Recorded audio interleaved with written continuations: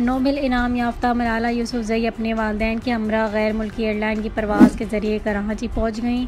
इस मौके पर कराची एयरपोर्ट पर सिक्योरिटी के खुसूसी इंतज़ामात किए गए थे। ज़राए के मुताबिक महकमा दाखिला सिंध ने मलाला यूसुफ़ज़ई की सिक्योरिटी के सख्त इंतज़ामात करने की हिदायत जारी कर दी हैं और पुलिस का खुसूसी यूनिट इन्हें सिक्योरिटी फराहम कर रहा है।